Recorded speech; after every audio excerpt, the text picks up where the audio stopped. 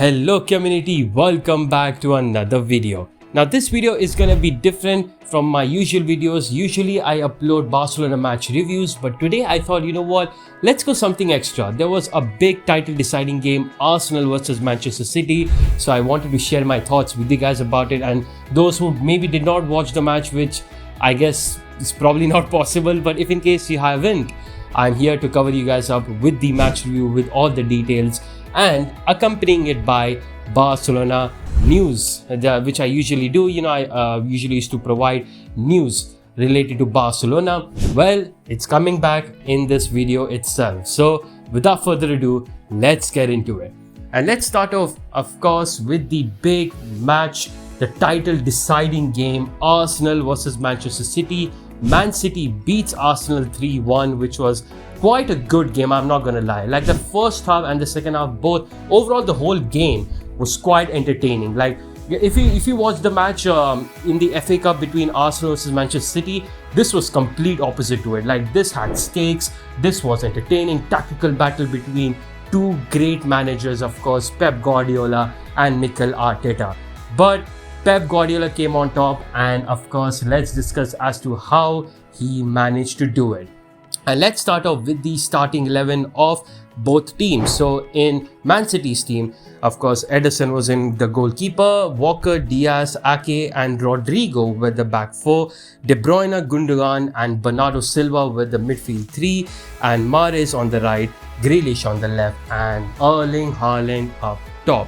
Talking about Arsenal, so Ramsdale was in goal, their backline Tomiyasu, Saliba, Gabriel and Zinchenko. Midfield three, Jorginho, Xhaka and Odegaard, and their front three, Saka on the right, Martinelli on the left and Nketiah up top. So both teams went with 4-3-3 formation.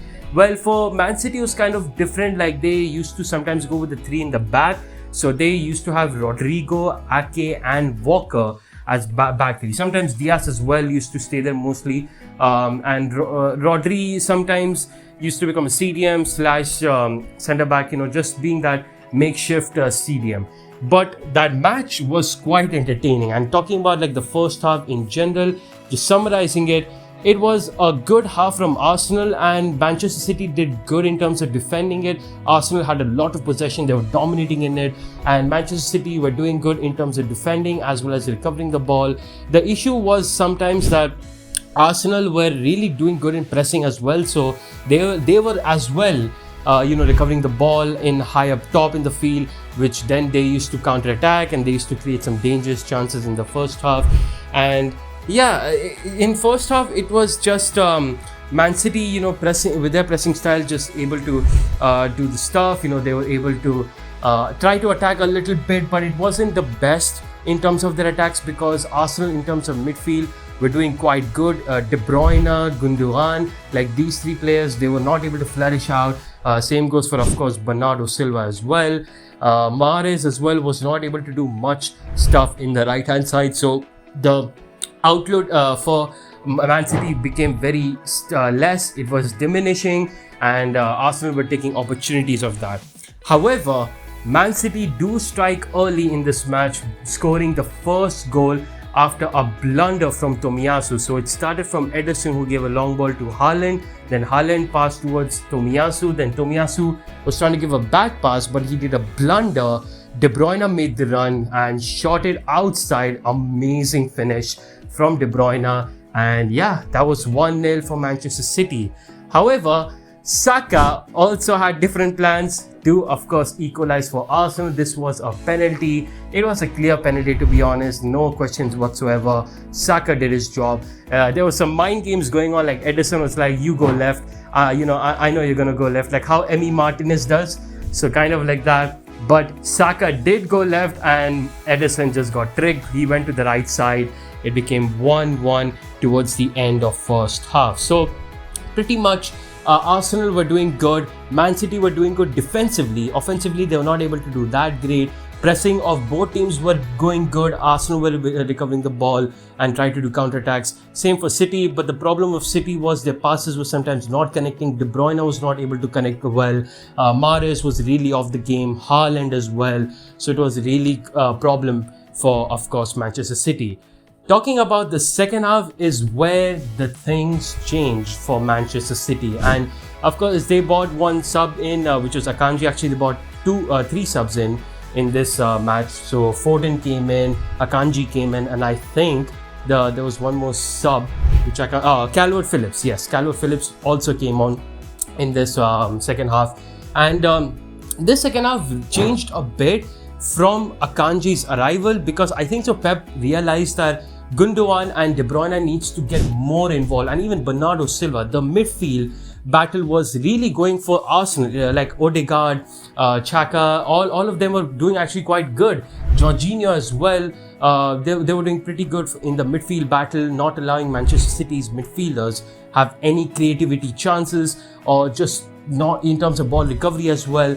It was really problematic for Manchester City's midfield. So what Pep did is bring some defensive stability, bought one proper centre back in form of Akanji, and with that De Bruyne, Gundogan as well as Bernardo Silva got much more assurance of the back line. So they started going more attackive, they became more offensive, and they started to create chances, which of course brings us to the second goal of Jack Grealish. And this one, first of all, amazing props and fair props to Bernardo Silva. He recovered the ball, gave a nice through ball to Haaland. Haaland makes the run, and I thought Haaland was going to just burst out of pace, run and then finish it, but no, he actually went with the false nine type of play, just holding the ball a little bit, gave the pass towards Gundogan, who made the run. Gundogan then gives a feint towards Jack Grealish, who was completely free, and this was amazing from Gundogan. Like, he got all of the players on him, so Jack Grealish was completely free on the left hand side, had the space, and amazing finish from Jack Grealish as well, made it 2-1 for Manchester City. And just minutes later, I think it was in the 82nd minute, Man City scores their third goal. They were coming over Arsenal. The confidence was rising after that second goal. They were pressing high, they were not messing around with the passes. And third goal also comes. Gundogan gives a ball towards De Bruyne, who is inside the box. Then De Bruyne gave a cut back towards Haaland, and this was amazing from Haaland. Like, the finish was amazing itself, but the touch as well, like the reaction of Haaland. I thought Haaland was going to fumble, but he reacted really quick. Like, De Bruyne gave the ball in his legs, fair enough, but then the reaction, like, there was, I think, Gabriel who was close to him. So if Gabriel would have tackled, the chance would have, basically been nullified. But Haaland reacted very quickly and gave a nice shot towards bottom left corner, made it 3-1 for Manchester City. And that's all she wrote. That's 3-1 to Manchester City W. And they're top of the league right now. Even though Arsenal have a game in hand, they are tied on points, but more goal difference, of course, for Manchester City. So it was amazing match. Like, I'm not gonna lie, this match was much fun than the FA Cup match. Really amazing tactical battle between both the managers, and Arsenal had their fair share chances as well in the second half. There was, like, towards the end where Saka actually gave like a cross inside towards Nketiah, but Nketiah missed header. And to be honest, Nketiah had two big chances in this match, one in first half as well, and this was another one which could have equalized for Arsenal. Really unfortunate stuff, but yeah, that's where the match ends, of course. 3-1 W to Manchester City. Now, of course, let's get into the news.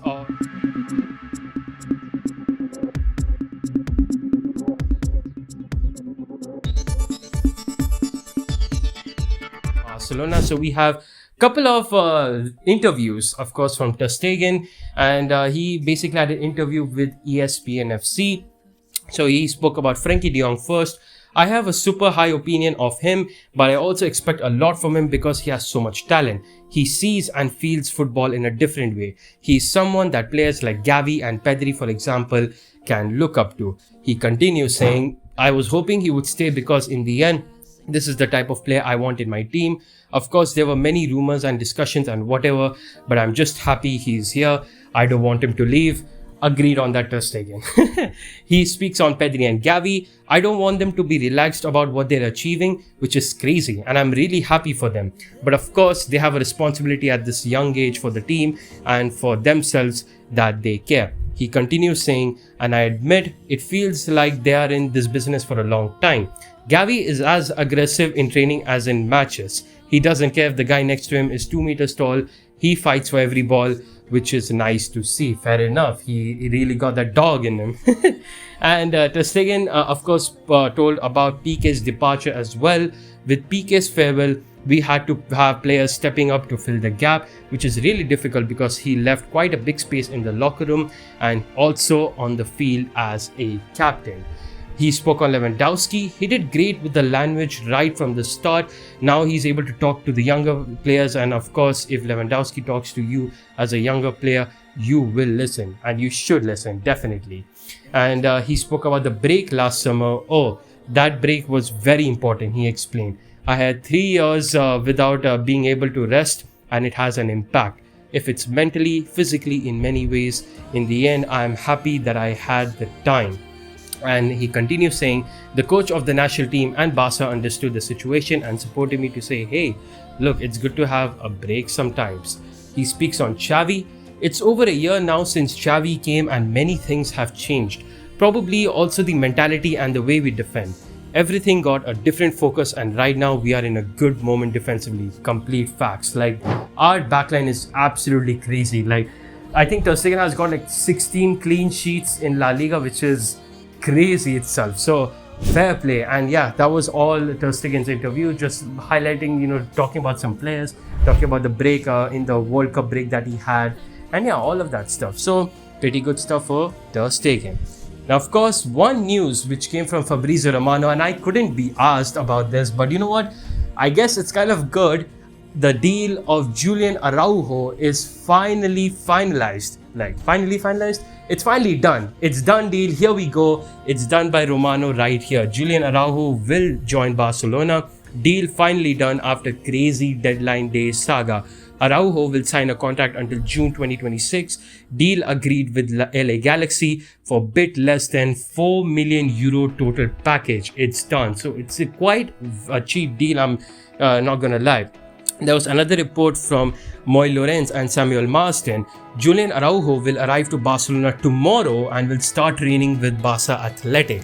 Right now he cannot play, and it depends on the Court of Arbitration for Sport, CAS, to decide if he can play this season. So it took a lot of time for this to get finally done. But hey, it is done, and Julian Araujo is coming to Barcelona, which is great. I have seen him a little bit, in his stint at LA Galaxy. He looks a decent player. I feel like he can definitely improve a lot of aspects in terms of like crossing. He has that physicality in him, in that fight in him, the mentality, which is really good. But in terms of technical aspects, he can definitely improve. But of course, that's what he has to, he can do that. Many players under Xavi has done, and he definitely can do as well. And of course, this is the squad list for the game against Manchester United, the Europa League, the big match. And really not much surprises in there, in here. Ter Stegen is there, Araujo is there, Pedri is there, Lewandowski, Ansu, Varane, Christensen, Marcos Alonso, Jordi Alba, Kessie, Roberto, De Jong, Rafinha, Koundé, Eric, Inaki Peña, Balde. Well, some surprise entrants. Casado has been brought in, Gavi is there, Pablo Torre, Arnau Tenas, and Angel Alarcon. The two Barça Athletic players have been brought on, and I feel like this probably is a good call because maybe Casado might be called up to play as a right back. We'll see what Xavi really wants to do. But yeah, two Barça Athletic players have been brought on, Casado and Alarcon. Other than that, really no much difference than the usual squad lists.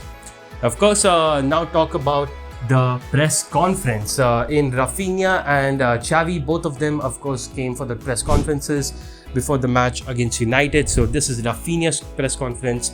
He started off saying, I expect a tough game, but it's one of the best to play. I hope it's a good game. It's a tough team, but we know what we have to do to win. Rafinha on his adaptation. I'm in my first season at the club and adaptation is normal.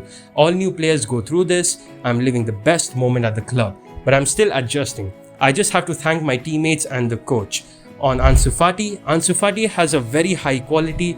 You know him better than I do. It's normal that he's a little low because he's not playing. His Rafinha on his physical level right now. We are well prepared for the games. Fatigue affects everyone. We are playing a lot of games, but also on the other side, we are in our best shape and we have everything to keep going in all competitions.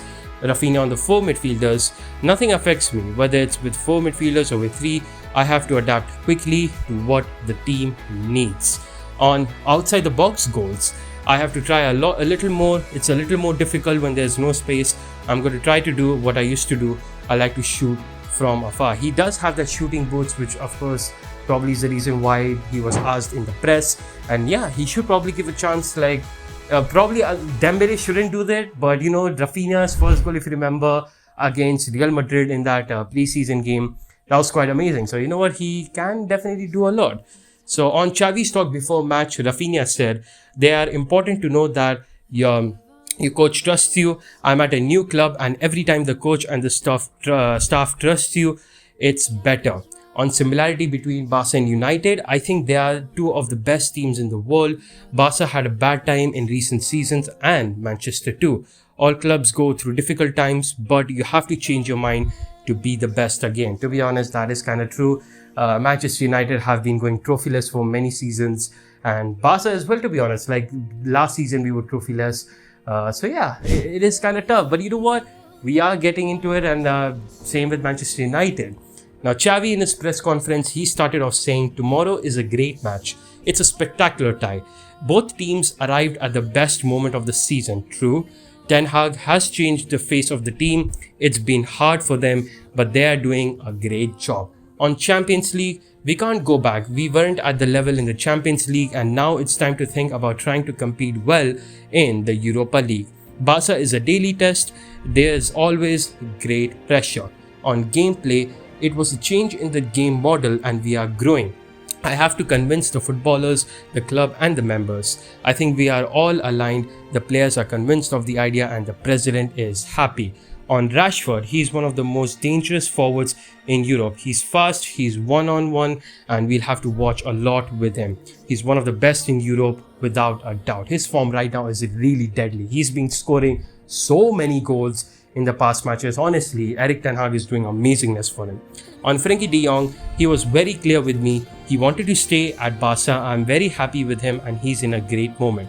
He's having a good time on the pitch, which is the most important thing. On difference in defense, we try not to have differences. We want to show that we are at a high level and that we all work hard and are aggressive. Tomorrow is an important test to compete in Europe. He speaks on Ten Hag. He's a great coach. Reversing the situation at United was not easy. He makes variance in attack and defense. They work very well. He's an attacking coach and he shows it in almost every game. He's a reference for coaches who like this kind of football. Now, Xavi spoke on the recent controversy where basically Barcelona were being accused of paying referees back in 2016-2018 season, like around that time. They are being accused that Barcelona apparently paid referees. So on that he spoke, "I try to focus on football, but this club has these things. The club has issued a statement and has already made a statement. These are years in which I was not at the club, but you have to defend it logically." Which, by the way, on the controversy, just to give you guys some statements or facts about it, it's not true. Barcelona, I mean, it is true that Barcelona did pay, but the reasons were not because they wanted to fix matches. They didn't want VAR to be with them. In fact, the match that costed us the league back in, I think, 2017, where it was against Real Betis, that daylight complete robbery that happened, it wouldn't have happened if we actually bought VAR. So it's complete bullshit, and they just want to frame Barcelona just at the time because they're at the best time of the season. You can check the official statement given by Barcelona. Even there, they actually mention that, of course, this is going to come now that Barcelona are in a great form. So yeah, Madrid fans are just doing the thing. Yeah. Coming back to the press conference, Xavi spoke on Araujo. "Ronald is a leader. Apart from the conditions he has a beastly character in the defensive line. He can mark an era in the club and in world football. He's a spectacular player for us." And with that ends Xavi's press conference. Now there is a big news that I just saw, which of course I had to include into the video. It comes from L'Equipe, of course, a very reliable reporter or journalist, or whatever you want to say, from Paris, and they said Leo Messi is tempted to join Inter Miami as a free agent at the end of the season. Messi is getting further and further away from renewing his contract with PSG. Why is that so? Well, Romano did explain here. First meeting in person took place today between Leo Messi's representatives and PSG board, as expected. His father, Jorge Messi, taking care of negotiations. Length of contract, salary, more details are still to be agreed. More meetings will take place in the next week. So actually upon this, there was another report from Romero where he actually told that Messi was not close to signing, for PSG. And of course, now it is coming into light that yes, he is not close to sign, renewal with PSG. And that Jorge Messi is actually in Barcelona as we speak right now, which is, and I mean, you could take that whatever you want to, but some people are saying that, Messi's house is there, of course, in Barcelona, so he probably get some items, or I don't know, something like that. Some people are saying that, I don't know. But of course, the news reports say that Messi is not close to sign renewal with PSG, which I feel like is fair enough. PSG is in a all-time low. They're having rumors that Messi and Neymar both are going to leave PSG. Like PSG wants to sell Neymar and Messi just wants to leave PSG. So yeah, PSG is not looking any great form. Even in the Champions League, they lost the first leg against Bayern Munich as well. So yeah, it's looking not great. It's not looking great for PSG. And Messi, again, many fans, many Kool-Aids are saying that, if he's gonna be free agent, he might as well come to Camp Nou. But you never know. You never know what's gonna happen. Let's wait and see. Of course, everybody would love to see. I would love to see Messi returning to Camp Nou. What about you guys? Do you guys want Messi to return back to Camp Nou? Let me know down in the comment section below. Well, that's pretty much it for all the news as well as, of course, the match review. Hopefully you guys enjoyed it, and yeah, I'll try to bring more of these later in the channel as well. Thank you so much for watching.